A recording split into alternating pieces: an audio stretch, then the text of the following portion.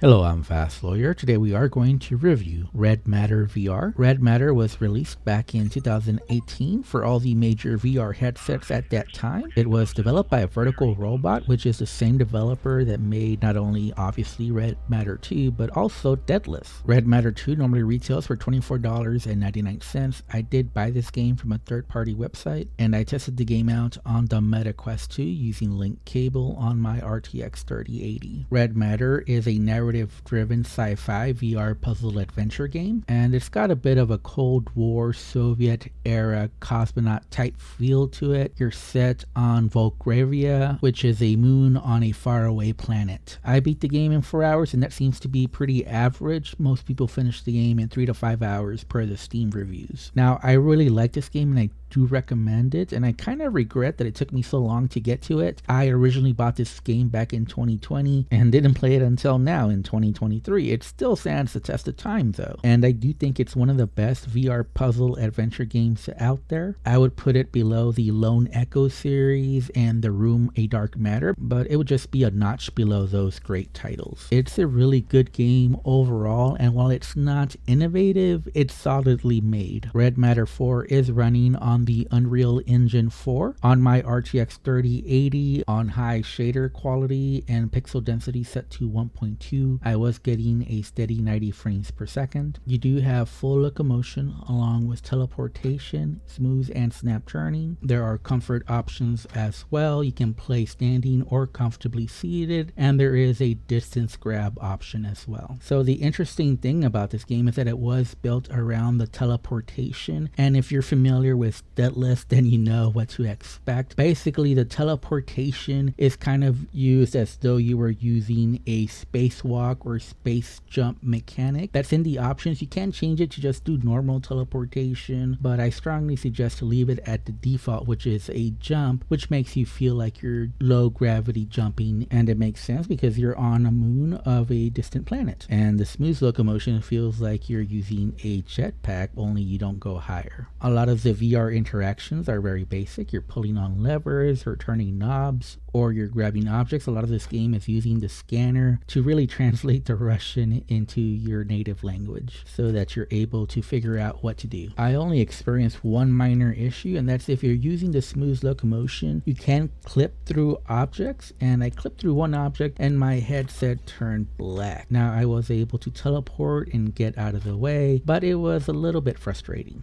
Visuals overall are fantastic, especially for a VR game from 2018. Sadly, it does look better than most VR games released in 2023. And what I really liked is the attention to detail here. In a lot of VR games, hallways, rooms, they look pretty similar to each other, but that's not the case in this game. Each area of the map looks visually distinct, so obviously it keeps the game fresh, and it makes it a joy to explore new areas of the game. This game is pretty linear though, so there are certain boundaries that stop you from going into certain areas. The sound mix overall was good, and I normally don't bring up musical soundtracks, but in this game it was excellent. One of the best musical soundtracks in VR. It really made the game feel more adventurous than maybe it actually was. There was a narrator voiceover as well, and it was solidly done, and the sounds for all the different gadgets and doodads was solid as well. There are some very solid production values for this game. It really makes it feel like almost a AAA production. The story itself is pretty mysterious. Now, I did enjoy it, but you do have to pay close attention, otherwise it might just go completely over your head. There's plenty of notes to read, and then there's also some 2D videos to watch, but they're all very brief. Now, I don't want to give out any spoilers myself, so I'm going to be a little bit mysterious and just leave it at that. And finally, we get to gameplay, and I did enjoy most of the puzzles here. It does start off pretty easy, but then there are some challenging puzzles later on in the game. In fact, you can solve all the puzzles just by being very observant and, just playing around with the different doodads. Now, I did get stuck on one puzzle in particular, and I had to watch a YouTube video. The thing about this game is there is no hint system. The puzzles here might be too easy for VR puzzle veterans, but at the same time, they might be too challenging for VR puzzle beginners or casual players. So I really think think a hint system would have really improved the quality of life for this game. However, I do think this game is perfect for those VR veterans who've played several VR puzzle games, who are looking for a little bit of a challenge but are by no means puzzle experts or veterans. So this game has the visuals, it has the sounds, it has the story, it has the gameplay. So while it is not innovative in any way, it's very polished, has top-notch production values, and it's got a great atmosphere. So in my opinion, this 2018 VR puzzle adventure game is one of the best VR experiences out there. Like I said, it's a notch below Lone Echo or the Room VR Dark Matter, but it's just a notch below. And if I have to rate it, I would give it a very good 8 out of 10.